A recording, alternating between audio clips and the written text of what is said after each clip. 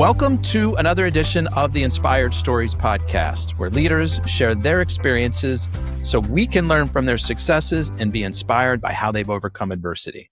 My name is Anthony Codispoti, and today's guest is Craig Bernstein, founder and president of Doc B's Restaurant. They are a fresh casual dining concept that started in 2013 and focuses on house-made, mindfully sourced dishes like salads, burgers, and seasonal entrees. They also offer an extensive selection of craft beer, wine, and spirits. Their mission is to provide an exceptional guest experience, from daily made menu items to a welcoming atmosphere that becomes the go-to place in every community. Craig has expanded Doc B's to multiple locations across several states, reflecting his vision for slow and steady growth. He was inspired to enter the restaurant industry after meeting Alan Bernstein, no relation, a legendary figure from Morton Steakhouse, and learning the importance of genuine hospitality. Now, before founding Doc B's, Craig developed his skills through various leadership roles in well-known restaurant groups. He credits his success to staying true to his father's ethos and focusing on delivering the best possible dining experience. Now, before we get into all that good stuff, today's episode is brought to you by my company, Add Back Benefits Agency, where we offer very specific and unique employee benefits that are both great for your restaurant team and fiscally optimized for your bottom line. Imagine being able to give your employees free access to doctors, therapists, and prescription meds. And here's the fun part. The program actually puts more money in your employees' pockets and the company's too. One recent client was able to increase net profits by $900 per employee per year. Results vary for each company, and some organizations may not be eligible. To find out if your company qualifies, contact us today at addbackbenefits.com. All right, back to our guest today, the founder and president of Doc B's Restaurant, Craig Bernstein. Thanks for making the time to share your story today. Anthony, thanks for having me. It should be fun. It's going to be a good time. So tell us about meeting Alan Bernstein at a Knicks game when you're just 10 years old and how it inspired your early ambitions in the restaurant world. It's crazy. You know, I sometimes think, what if I didn't go to that game? What would life turn out to be? But long story short, my father, who was a doctor, and sort of we'll get into all of that, but he received tickets to a Knicks game, and we had to pick straws out of a hat of who got to go with dad that game after school. And I had a little sister, I had an older brother, and I was a middle child. And somehow I won. I picked the smallest straw out of a hat. Dad picked me up. We lived in Long Island, and we drove to Madison Square Garden in the city. And it turns out the seats were the highest row at the Garden. And, you know, way at the top. And although I was still excited to be there, I should have brought my binoculars. And during halftime, he points down to what used to be referred to, maybe still is, as Celebrity Row. And, you know, Spike Lee and Bill Murray and some of these, New York legendary people, that's where they would sit. And he points down and he says, Craig, you see that guy down there? That's my friend. He has tickets on the floor. And as a precocious 10-year-old, I said, I want to go meet him. And so we trekked all the way down from the highest row down to Celebrity Row. And there was a velvet rope. You couldn't get through. And my dad's yelling, Alan, Alan. And Alan lets us through, or tells the security guy to let us through. And I'm standing on the court of the Knicks arena, and I'm floored at what I'm seeing. We end up going back to our seats. I'm talking about that experience. I'm in the 6th grade, and almost the very next day, I have to do a career report. What do you want to be when you grow up? And actually, I skipped one part of the story. Let me go back. The next day, Alan calls my dad, and he gives my dad the tickets to take us to a game. His tickets, his seats on the floor. Seats on the floor. So the whole family goes, we sit on the floor, we have a full experience. Now I'm in the 6th grade. What do you want to be when you grow up? I come home, we're having dinner as a family, I say to my dad, I have to do a career report. What do I want to be when I grow up? And he says, do you want to be a doctor like me? And I said, no, I want to be like the guy who has the tickets at the Knicks game. What does that guy do? And he said, well, remember the restaurant we went to before the game? And I said, yeah. He said, well, he owns that restaurant. And so my career report was titled Restaurant Entrepreneur. Somehow I still have it. It's on the company's website, which is crazy how for some reason I saved this. And from 10 years old all the way through kind of life, I always just would say, I'm going to own restaurants when I get older. And I guess that's what happened. Because for you, it was so impressive that this guy had these seats on, the floor at Madison Square Garden. Like it was impressive. It was a status thing. You're like, whatever he's doing, like, I want some of that. Yeah, I think as a 10-year-old, I was just like, I want to be like him. Yeah. And then when we would go to the restaurant and this individual, Alan, sort of became a mentor of mine as I got older. And I did really start to establish myself in the restaurant business, whether that was, 16 years old, working at a bakery or working on business plans when I thought that I was going to start my own restaurant right out of college. But I think it was the experience that I would get when I dined in a restaurant with Alan, over the top. Every dessert coming to the table, every appetizer, them welcoming you by name, just sort of the whole experience. Certainly at the time, I didn't realize what went into it behind the scenes. Sort of wish he kind of told me about that. But all the front-facing customer experience components of the restaurant business, and on top of that, the 4 courtside Knicks tickets, I was like, this is a great job. I'm going to do this. You loved being on the receiving end of all of that glory. You're like, hey, I want to be in the business of delivering that for other people. Yeah. And I think being in the restaurant with Alan and we would dine together and he would take us, and I was a kid, the way in which he was treated in the restaurant and the way that he was able to enjoy kind of what he called work, I think maybe put something into my mind and thought, wow, this is a really incredible job. In addition to maybe some of the perks and the benefits that being successful in this business could offer, it didn't really seem like he was working very hard when we would go into the restaurant. So I guess I, again, just didn't realize what led to all of that. Sometimes that ignorance can be bliss. Huh? Yeah. I mean, otherwise you might not have walked through that door.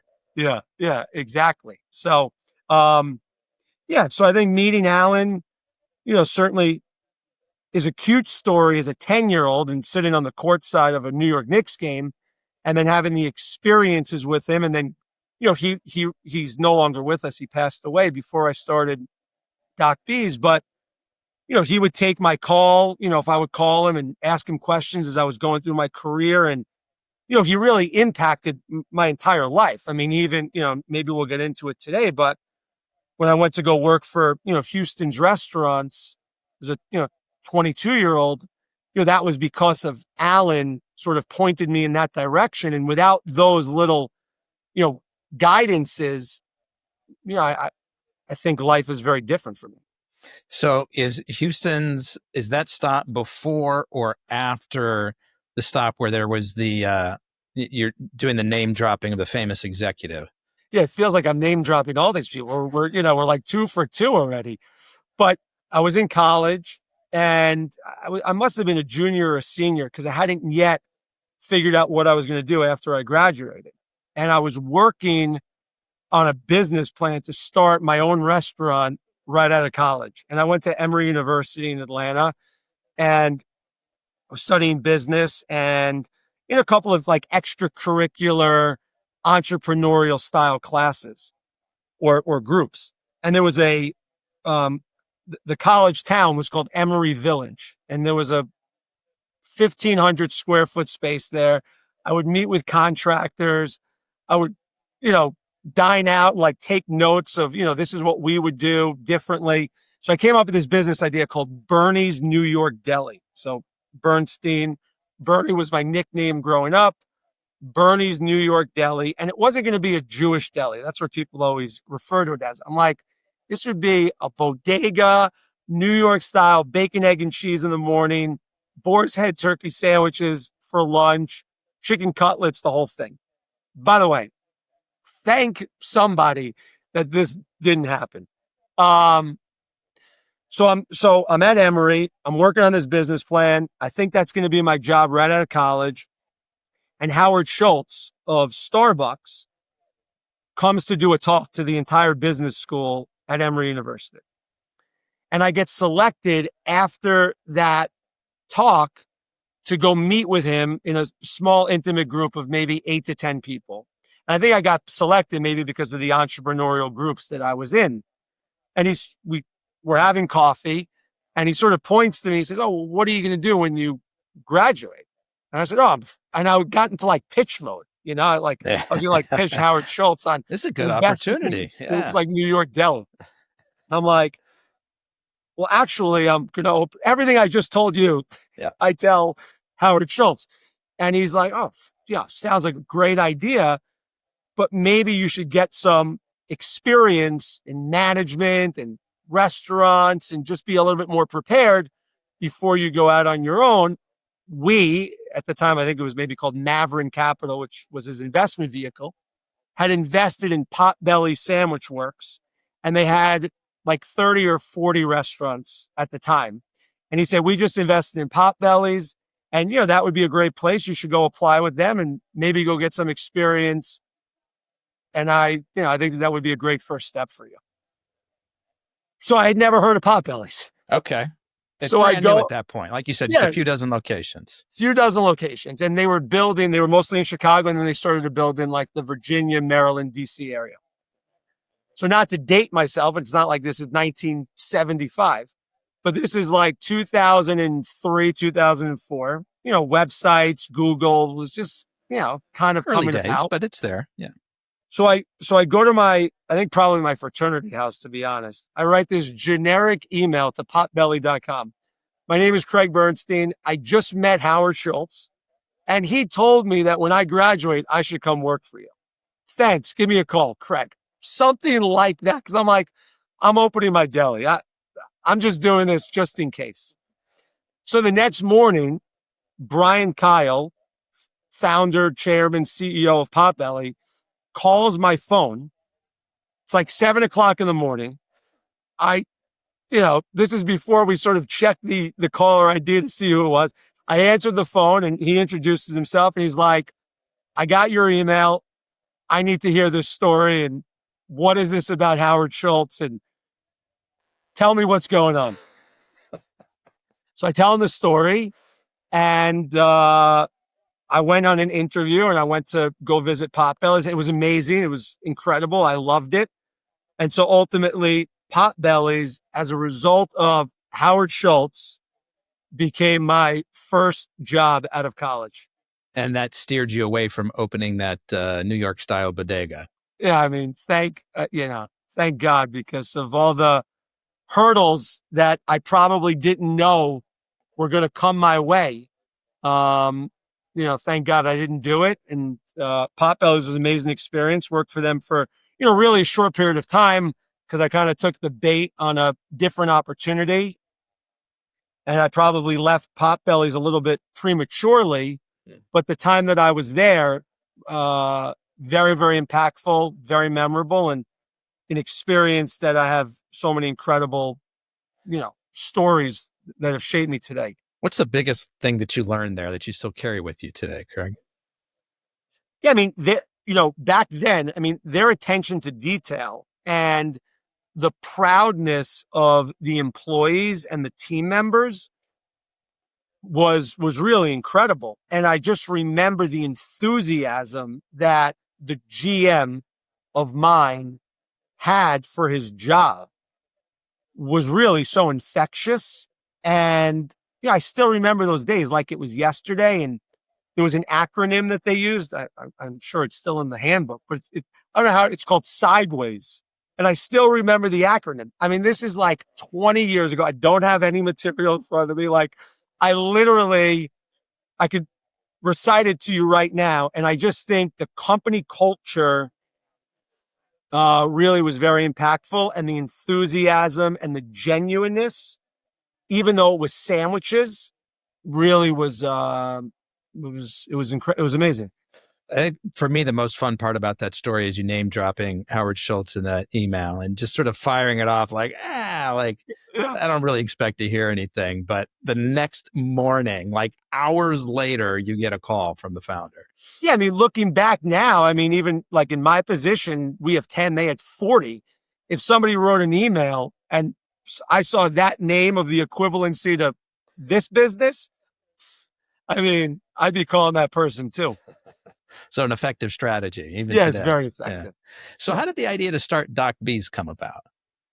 Yeah, so after Potbelly, I was sort of in a little bit of a rut because I left, and what I ultimately left to do, which was still in the restaurant business, didn't pan out the way that it was supposed to. And I was I don't think I was fully depressed, but I was like, oh my goodness, what just happened? Potbelly's was incredible. I could have been a rising star there. I was a believer in the business. And so I found my way into Houston's restaurants, which, also is referred to sometimes as Hillstone Restaurant Group.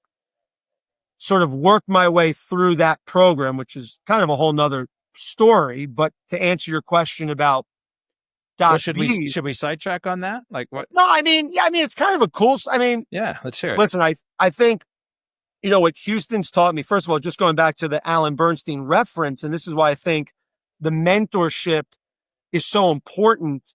I was in this rut. I was thriving at Potbelly's. I left for an opportunity. And I said to Alan, what the heck am I going to do? I mean, this is really bad. And he said, the number one restaurant group, and this is even when he was the chairman of Morton's, said the number one restaurant group in America is Houston's. And if you can go work for them, it'll be like going to Harvard and getting your above and beyond MBA in restaurant management and operations. And so I just became maniacally focused on going to work for Houston's.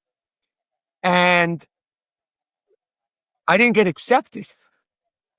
So I applied to Houston's to become a manager in training. They deny me. They basically say, you have limited full service restaurant experience.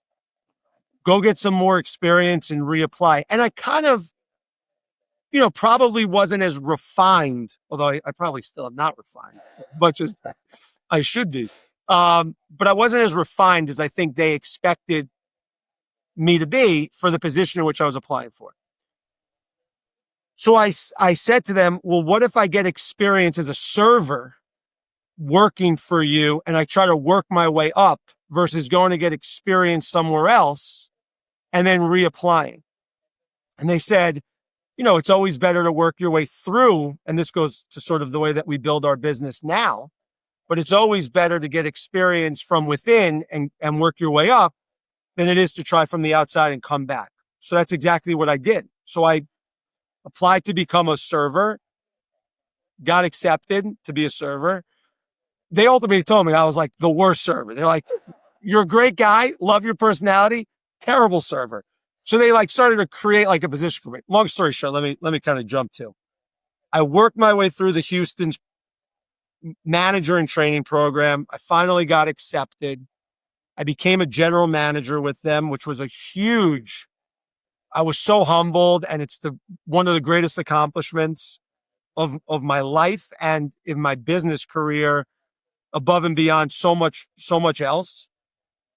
And while I was doing that position, I started to see that guests wanted Houston's food, but in a to-go way. So they would come in and try to place their orders to go.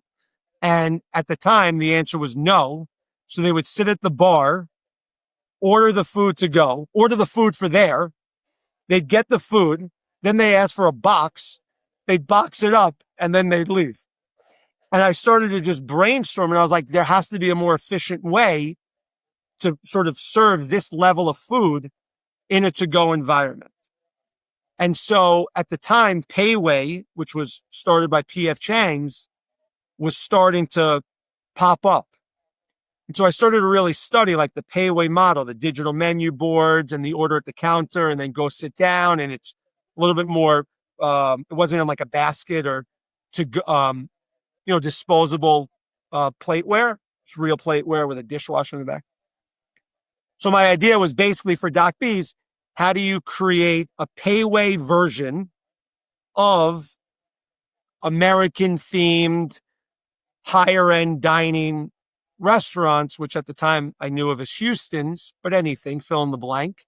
And that's really where the idea originally came for Doc B's. So it was a long answer. I'm sorry. But it was great. And there's one part I want to zero back in on is how you applied to Houston's and you were denied. And like a lot of people at that point, they throw in the towel. They're like, I don't know, I'm going to go somewhere else. But you had gotten advice from Alan Bernstein, the founder of Morton's, your mentor, who said, this would be a great, like above and beyond an MBA, a PhD in restaurant. And so you're like, I am focused on this. So you ask them for advice and they're like, yeah, better to kind of work your way up within. And so what you did, you humbled yourself and you're like, I'm going to apply for a server position, which had to feel like a step down from, the trajectory that you were on before, right? Totally. It did, but it also felt necessary.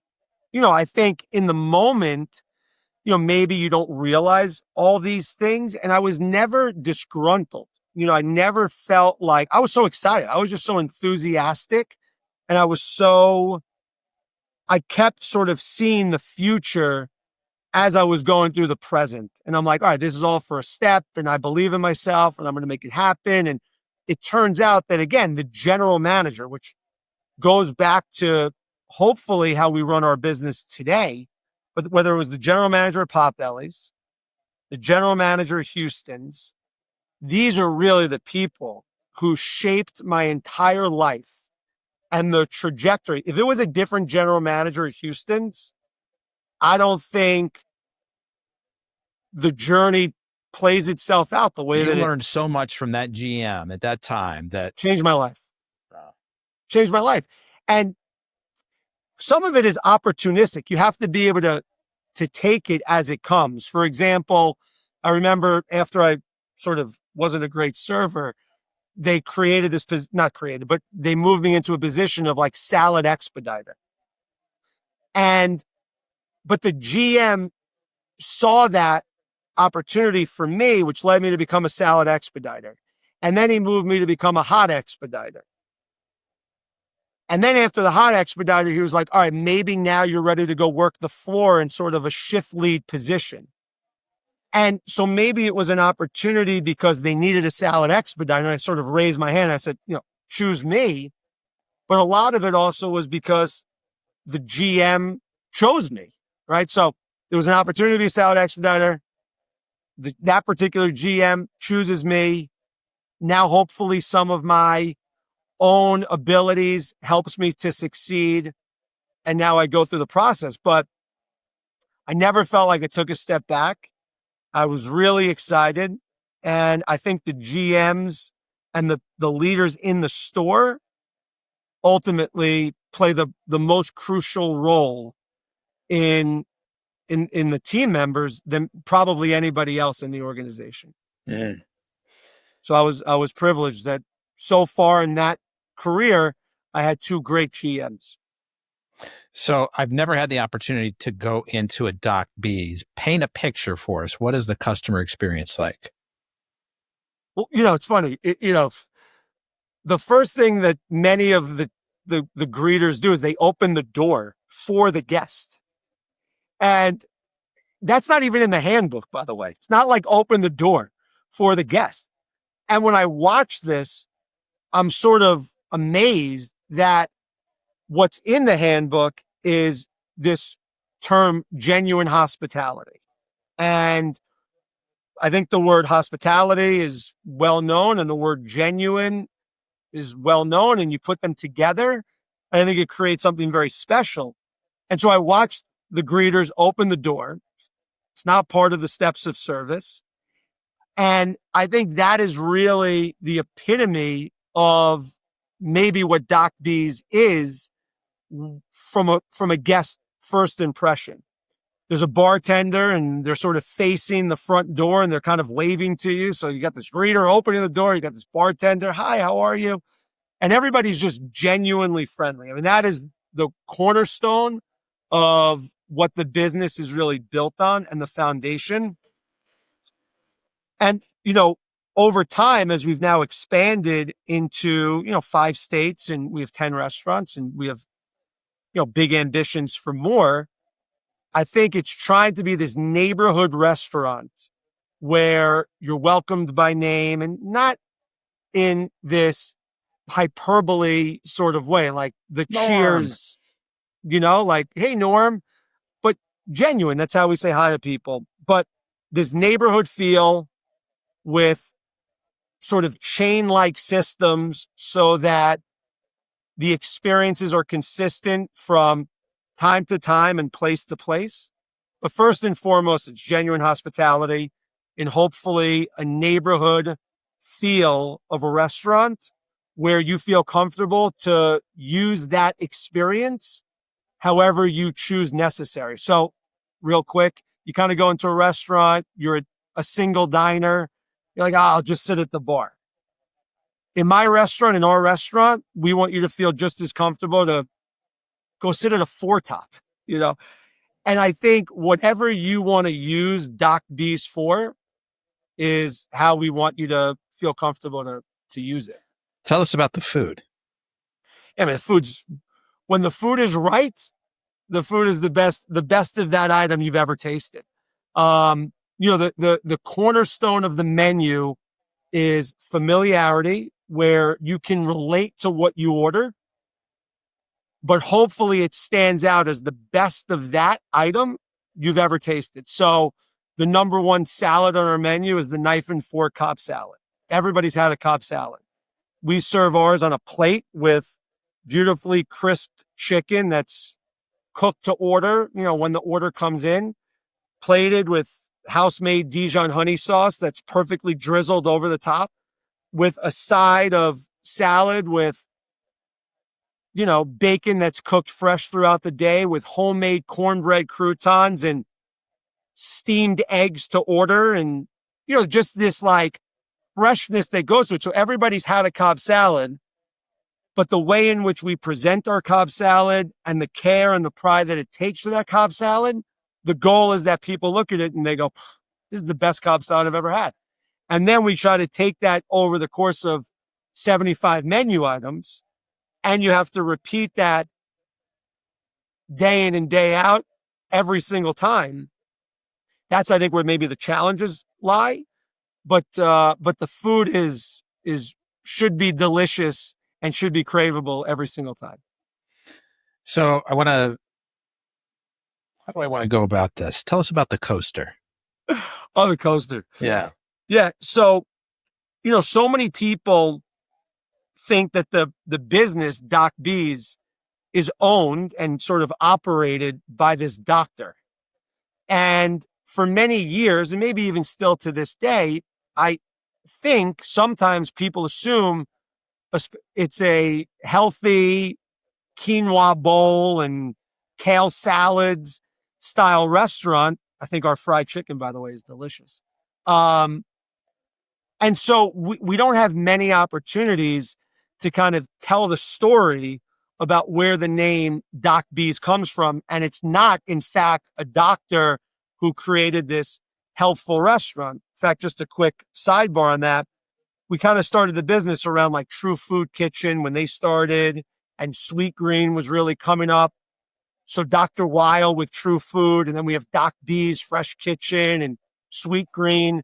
So I really wanted to try to figure out how to message that the business is named after my father, who was an incredible doctor. A lot of the ethos and foundation of our business is around his bedside manner and how he took care of his patients and things like that. But we created this coaster And on the back of it, I sort of write this note to all of our guests in all the restaurants. And it just sort of tells the story. Thank you for choosing Doc B's. Since opening our first restaurant in 2013 and naming it after my late father, I have loved to hear from our guests. And it's sort of, I sign it and I give them my email address so that we can correspond, because one of the things I miss is the interaction with all of our guests. And so this was a double way to tell our story and also tell guests, I'd love to hear from you. What is that email address for folks that want to reach out? Yeah, well, so it's founder@docb's.com. And I check it. It's on my phone, and I've responded. You are the one who actually checks this email address. You see what comes through in that. And I've responded to every single one. In fact, I wrote to one this morning, and I wrote to him. I said, I hope dinner was great. And he started off by saying his response back, it wasn't. And I hadn't opened it yet. And I said, oh my goodness. And he writes, it was amazing. And, I said, all right, I'll prepare now to talk to Anthony in a positive way. I love it. So the restaurant's actually named for your late father, Dr. Bernstein, Doc B. And how did it actually work that you were able to open that first location? How did you pull that off?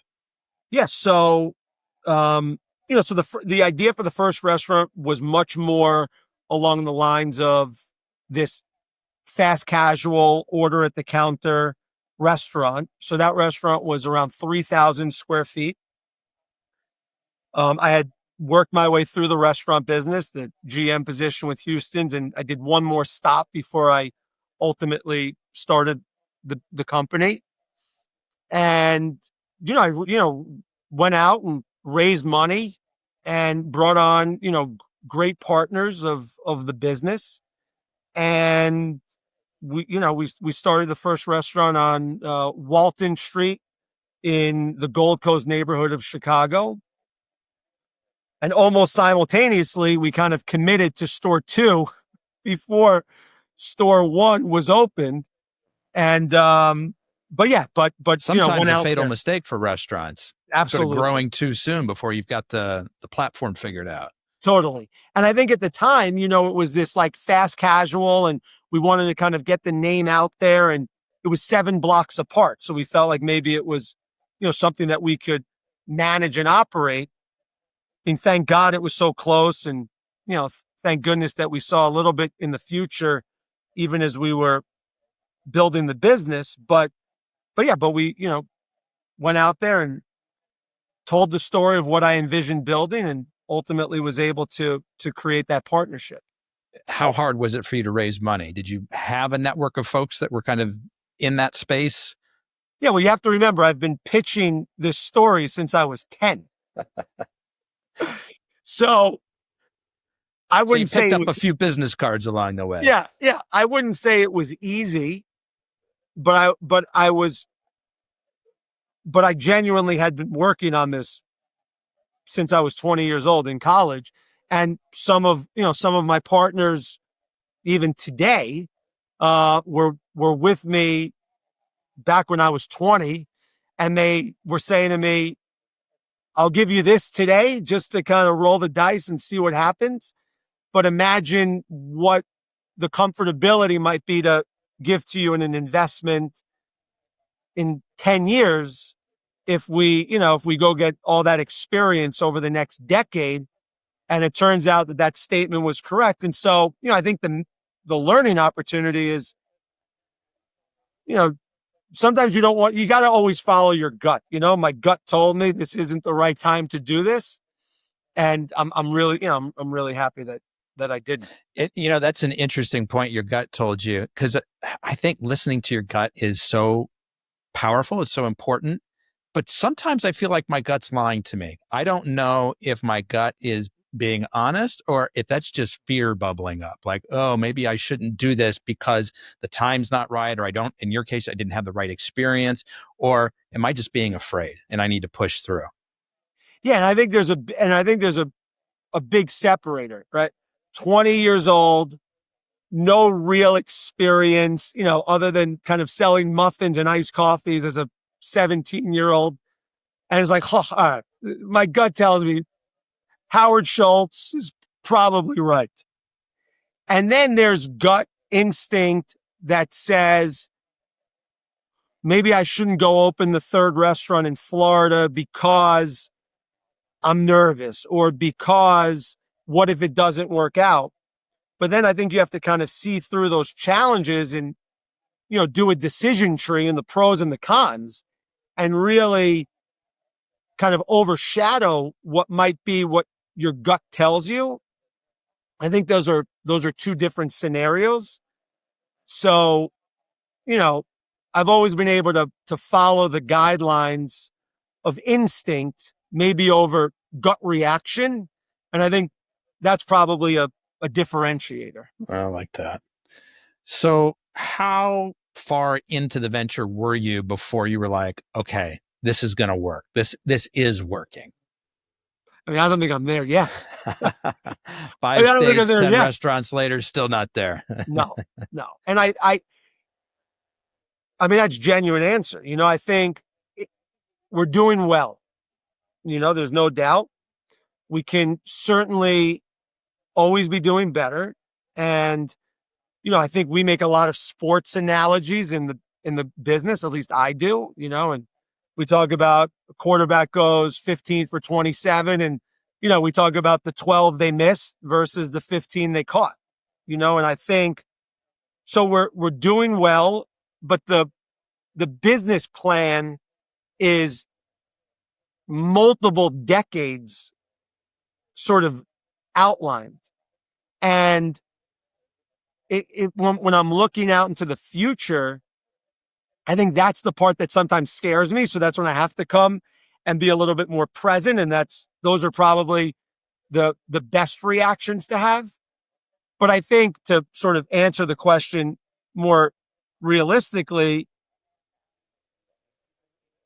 after we transitioned the business from order at the counter to full service at stores 1 and 2 in Chicago, and we saw the sales lift that transition did, and then ultimately turned the future stores into, larger footprints, bigger bars, catering more to a dinner customer base.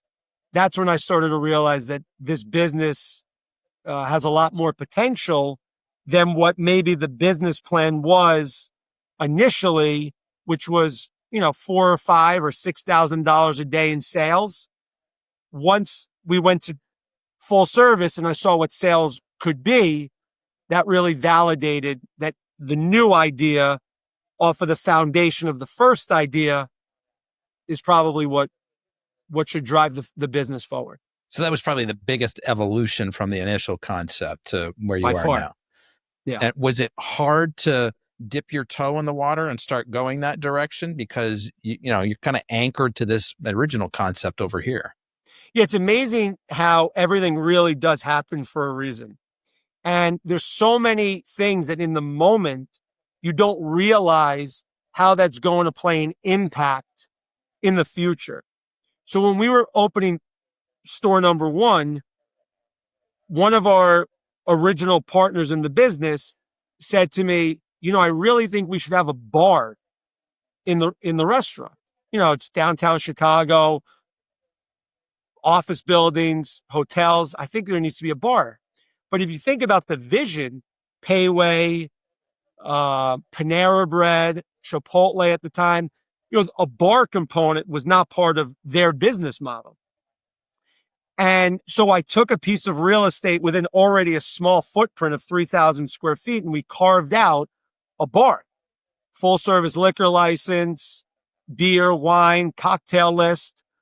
And so we had a 9-seat bar in the corner where you can place your order with a bartender and be given a traditional menu. And the remaining guests, 90% of our guests, you order on this digital menu board a la Payway or a fast casual experience. And so as guests started to see the bar experience and saw the menus, they sort of pointed to the menus, and I was the manager and I was on the floor working. They would say, young man, Go get me one of those menus. I'm going to go sit at that table and come take my order. And maybe they said please and thank you at the end. And so we did that. And all of a sudden, the model started to become 50-50. Some people would want that. Some people would, and it started to become very confusing. And so without that bar component, which was never in the business model, and it was just an idea that this individual suggested, and I agreed with it, or maybe did or didn't, but went with it. Without that bar component, I don't think we would have ever been able to transition to a full service restaurant inside of that fast casual environment. And I'm not sure if we would have been able to adapt as quickly as we did, which ultimately turned into much greater success than we were having at a strictly order at the counter restaurant concept. So as entrepreneurs, we are always distracted by shiny objects, right? Like, oh, like there's an idea. Let's go do that. Let's do that. And so, I'm going to guess you've probably heard the same. A lot of the coaching advice that we get is, you need to stay focused. It's better to say no than say yes. But this is an example of the complete opposite, where it's like you had a plan, you had a vision in place, and this idea to add a bar component, that didn't fit into that plan. How do you sort of think about that? Like when to say no to the shiny object versus when to be flexible and open to change? Yeah, I mean, I think you do have to be a good listener. And I love business, and I love the restaurant business, and I love brainstorming and writing down ideas and looking at different concepts and just sort of filling my brain with ideas. And so as you talk through this idea, the idea itself does make sense. Hey, Craig, we have this piece of real estate on the corner of Michigan Avenue in Walton, surrounded by all these offices, hotels, and residential buildings. It's probably a good idea to have a bar. And I think knowing that my past experience knew about a bar, in other words, let's say my only experience was Potbelly's and I didn't know about a bar, then maybe I would shy away from that idea. But the idea fit within the realm of my knowledge and experience, and it didn't really scare me. So I think being a good listener, trusting that people's intentions, especially in this example, he was a partner in our business. He only wanted to see it be successful. So understanding where and who it's coming from, and then also having just the skill sets to adapt to that, I think sort of opened my mind up to say yes.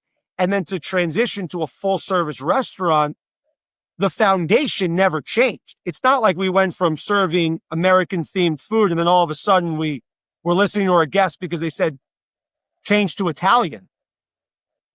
The foundation was serve the best food you possibly can, give the best service experience around, create an environment that people can't wait to return to. Whether or not we gave them a buzzer for the food or we rang in their order at the table, I don't think that was a big adaptation. I think that was just being open-minded and going, oh, it's not working now. So this idea can only benefit us. Let's be open-minded and see what happens. And ultimately it worked. And I think sort of to land the plane on that thought, being present, being an absentee owner or an absentee entrepreneur, I mean, it was never in the cards, but certainly if I was, I wouldn't have seen firsthand how guests were using our business. And because I was there every day and saw and listened and heard, it gave me also the confidence that this was the right decision versus coming to me through, store level managers or something along those lines. Mm. So I mentioned before, I've never been to one of your locations before, but I have to zero in. I have to ask about a particular menu item. Tell me about the number 6. Oh man, that's funny. Well, so again, going back when we started the business, it was a more casual themed restaurant. Sandwiches, burgers, salads, and pizza. basically, maybe one or two entrees. And growing up, my favorite fast food restaurant was Wendy's. And when I would go to Wendy's, I would get the spicy chicken sandwich. And the spicy chicken sandwich, which is still today, is the number 6 on the value menu. So number 1 is a burger, number 2 is a double burger, and the number 6 spicy chicken sandwich. So I thought it would be cute and fun to sort of call the spicy chicken sandwich at Doc B's the number 6. Like we spell out the number 6. And it was kind of like one of those things where if you know, you know. And people to this day, it's the number 1 chicken sandwich, which going back even to my last comment, the Cobb salad, number 1 salad. So crispy chicken is very much in these days. But the number 6 is based off of the value menu at Wendy's as the number 6 on their value menu. Were you at all concerned that Wendy's was going to sort of get whiff of this and come after you with some sort of a cease and desist letter? Hilarious story around that, because the answer is yes. And I always was like, I wonder if that's a trademarked number relative to a chicken sandwich. So crazy story for you. Again, I'm going to name drop again, but I promise, these are all just by chance stories. I'm at a restaurant in Chicago. I'm dining out with a buddy of mine. There's a large table next to me of 2 women and sort of younger, what looked like children to them, mid 20s, 30s. And they point to our table because we had just gotten this dessert. And they started making conversation with us. How's the dessert? And have you guys dined here before? So my friend starts talking to this table and responding. And something comes up about Doc B's. And the women at the table say, we love Doc B's. Every time we visit from Ohio, we always go to Doc B's. And my friend says something along the lines of, you have to get their chicken sandwich. And turns out the daughter of this woman says, she's more of a Wendy's girl. And we were like, what does that mean? And they must have been having, maybe some drinks that night, because it comes out that the woman we're talking to is Wendy of Wendy's. The daughter of Dave Thomas, the founder of Wendy's from Columbus, Ohio. The Wendy. Yes. And so it turns out she becomes my friend. She sent me a text a few months ago that she was in one of the restaurants and had such a great experience, which was such a humbling, message to receive. And I said to her, we have this menu item. It's called the number 6. Are you guys going to sue me for that? She goes, Craig, you are so far below our radar of where we're focused. Don't worry. You're safe to continue to call it the number 6. And so it was a cute story. It's amazing. You never know who you're going to meet. And, meeting Wendy Thomas was, one of the greatest meetings of this life so far. And how's she feel about the sandwich today? She said it was delicious. She said she still likes the Wendy's version just a little better, but our spicy chicken sandwich is definitely a close second. I love that. Yeah. Oh boy, so many fun ways to take this. You've been supported by a lot of notable people, entrepreneurs, general managers, dropped names like, Alan Bernstein. I see this spirit of helping others in you. Can you hold up the comic book there that you have on your desk? So for listeners, this is a comic book written by my now 9-year-old, at the time 8-year-old son, Valentino. And Craig and I have gotten a chance to know each other a bit before we recorded this interview today. And I shared the story with him that my son had drawn these comics and sold a whole bunch of them at a local yard sale. And Craig was so excited about it that he insisted that he'd be able to buy one and support him. And I think we were only charging $2 for them at the yard sale. And Craig sent over $20, lit my son up, thinks he's famous, couldn't like $20 is like $1 million to him. And he just wanted to support the mission, support my son, and, where his entrepreneurial spirit may take him. And so I just wanted to kind of tip my hat there, because that was a cool thing that you did for him. And I mean, well, you're welcome. And it is a great read. So look for it in a bookstore near you. But, I think the reason that was exciting to do it is, I just kind of reflect back on all these interactions and people that I've met. Obviously, I've mentioned a few of them, but so many of them have just been by happenstance. And you just never know what will sort of shape somebody's mind or life or their future. And so I thought it would just be cool. Like, maybe Val becomes this amazing comic book author one day because he sold his first one at 8. And that's just a memory he keeps with him forever. So I thought it was $20 well spent. Much appreciated on our side. I think that spirit, it carries over into developing your own team there at Doc B's. You guys have a 16-week training program that you take folks through. Talk to me about why you feel like that kind of really robust investment in employee growth is so important. Yeah, I mean, definitely, promoted from within individuals on our team many times become the most successful.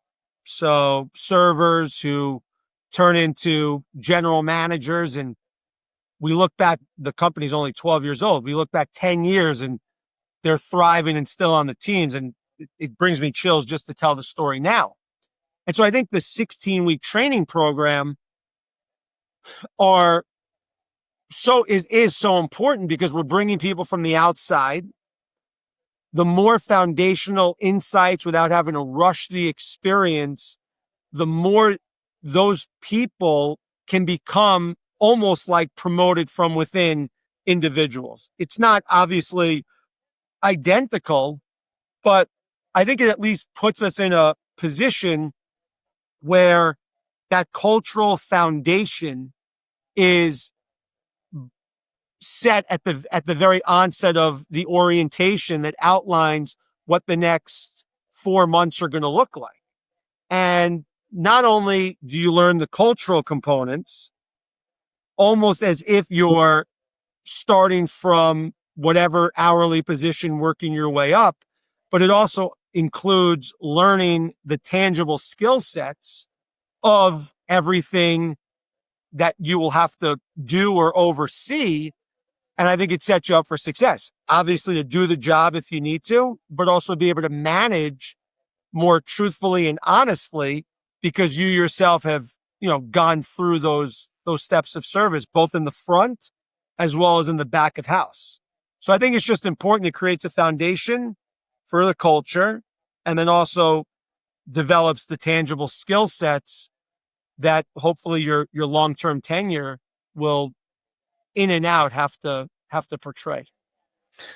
So as I kind of zoom out and look at what you guys have been doing, it seems like you've taken kind of a slow and steady growth mindset here. Let's look for the right places, the right opportunities to expand, rather than, hey, we've got something that's working, let's just throw gasoline on the fire and open as many spots as we can as quickly as possible. What does this growth trajectory look like going forward for you guys? Yeah, I think I mentioned it earlier. I'm definitely decades long in the future.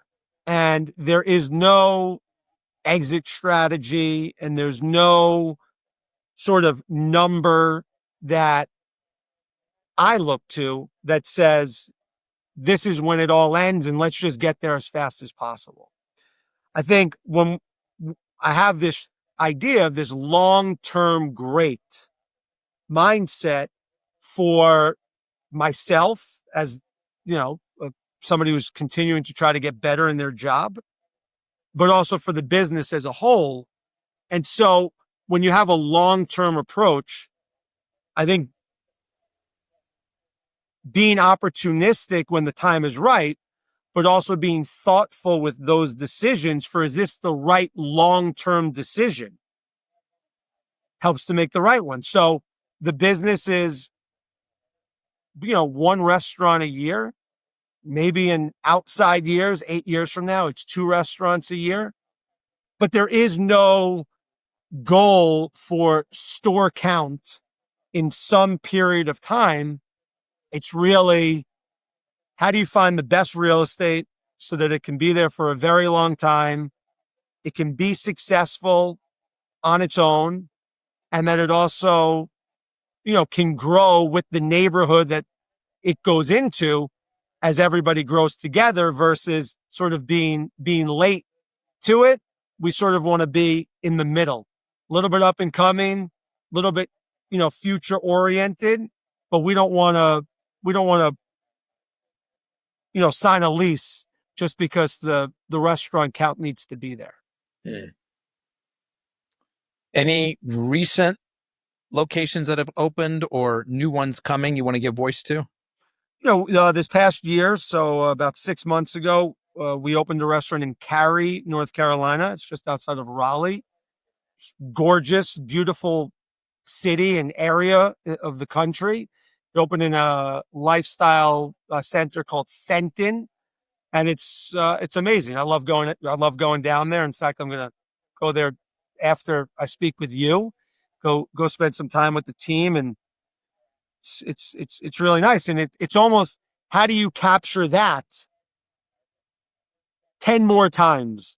And I think, as excited as I am about our business, there's also a humbleness part where the real estate plays such a major impact on the success, at least the immediate success of the business, that I don't think you don't want to rush it. And the more restaurants you open, the more you realize what's right and what maybe you would have done different. So the more leases you sign and the quicker you do it, you can't pull those decisions back as you continue to kind of learn more. And so that's another reason why, kind of slow and steady growth allows you to digest new openings, take a little bit of a, peripheral view into it, and now make, better decisions for the future, which, has taken me a couple of years to learn also. Craig, as you look back, what's a serious challenge in your life that you've had to overcome? Well, I mean, probably many. I think, certainly, the business is obviously named after my father. My father passed away. He was, young. He passed away of a glioblastoma, grade 4 malignant brain tumor, which really came out of the blue when he was diagnosed. So woke up one day, went for his morning run, which usually consisted of 8 to 10 miles, came back from his run, and out of the blue started slurring his words. And ultimately it turned out to, be a devastating diagnosis. And very quickly his life sort of started to really unravel, and he got very, very sick. And as somebody who was sort of in the midst of their career, the start of their career, at the time I was a general manager with Houston's, I could have probably taken 2 paths. I guess I could have stopped working and go spent, more individual time with my dad and been there alongside him. But instead, I sort of honestly chose both. I kept my career path in motion. I lived my life. I still live my life. What would my dad expect of me? And, certainly he unfortunately wasn't able to communicate after he got sick. But if he was, he would have told me, Craig, this is my life and this is your life, and you better not let my life now negatively impact your life. So continue on the path you're on.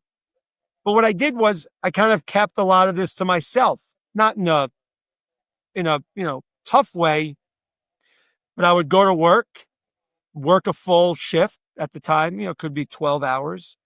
And then I would go see my dad at the hospital after a shift. then I would do it all over again. And so I got to see my father and have those experiences with him, which were really important. And I'm really happy that I was able to be there with him. But I also was able to know what he would expect of me. And that, probably, was the hardest time of my life, both personally and professionally. But I think it taught me so much more. Certainly, I wish my dad was here, of course, every day, but he's not. And there's so many lessons that have now come as a result of him not being here, that my life has become what it is because of, the tragedy that, my family and I went through, and the type of sickness that he had.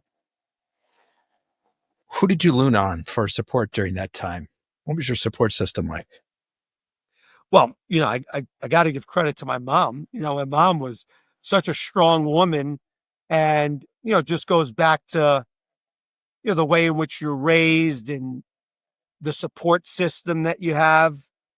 Even my grandparents, played a role. I think honestly, the support system of my family, and we all sort of banded together, we still call him daddy. What would daddy expect? I think it sort of, it made everybody stay on course. And so I think it was my family, from my mom to my grandparents, my brother and my sister, aunts and uncles. We just sort of all lived our lives as expected, and everybody stayed on course. And I think that kept everybody sort of next to each other on course at the same time, almost as if there was a band wrapped around us that nobody can kind of pull in either direction too far. We all sort of, we're following on the same trail. Anything you would have done differently looking back? It's amazing. Life, I mean, the older you get, and we still have hopefully a long time to still go, but the older you get, there's so many lessons that you learn, and things just fall into place the way they're supposed to. I was a general manager with Houston's in Atlanta. A week before my dad got sick, they sat me down and asked if I would be willing to go to the Houston's in Long Island, which was where I started as a server. And they sort of wanted to kind of talk through what that transition looks like when you go back to a restaurant where you sort of started at an hourly level in the capacity of leadership. Chills, crazy. A week later, my dad got sick. He was in New York, and I never even had to sort of ask for a transfer, take a demotion down as a result of going back home, or worse, stay in Atlanta and not have those experiences. And then I think this conversation is probably different. So, I don't know what you believe in, but it's amazing how life just continues you just have to trust the process. And the process, always sort of seems to yield right, even when it, feels wrong. I mean, every time there's a problem, you just take a step back, absorb it, and keep moving forward. I've just got one more question for you today, Craig. But before I ask it, I want to do a few things. First of all, for everybody listening, best way to get in touch, we touched on earlier, actually, founder at docbs.com. So that's docbs.com. You can email Craig directly. He reads and responds to all the emails. And then if you want to find the brand online, docbsrestaurant.com, Docb's Restaurant on Instagram and probably other social handles as well, I'm guessing. Yeah, perfect. Yeah. And as folks listening, as a reminder, if you want to get your employees access to benefits that don't hurt them or the company financially and actually carries a financial upside for the employer, reach out to addbackbenefits.com. And finally, if you take just a moment to leave us a comment or review on your favorite podcast app, we will be forever grateful. So last question for you, Craig. Putting all humility aside, how would you characterize your superpower? Whew. I think it's perseverance. I think the superpower is perseverance. There's only one direction, and that's go forward. And so far, that's sort of been the guiding light, is just continue to take one step in front of the other and keep the progress moving. Were you born with that kind of instinct and drive? Was that drilled into you by parents? Something obtained through lots of experiences? Yeah, this is definitely a new act for me. Growing up, I don't remember being this focused and disciplined. Certainly, I didn't stray too far, but whether it was in school or athletics, only until I really reached the business world have I been, so mission driven for, what the future could be.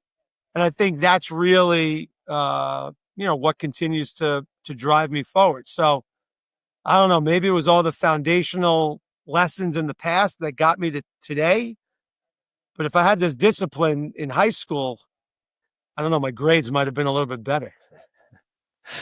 I can't think of a better way to end. Craig Bernstein from Doc B's, I want to be the first to thank you for sharing both your time and your story with us today. I really appreciate it. Anthony, this was great. Really appreciate you having me, and thank you very much. Folks, that's a wrap on another episode of the Inspired Stories podcast. Thanks for learning with us today.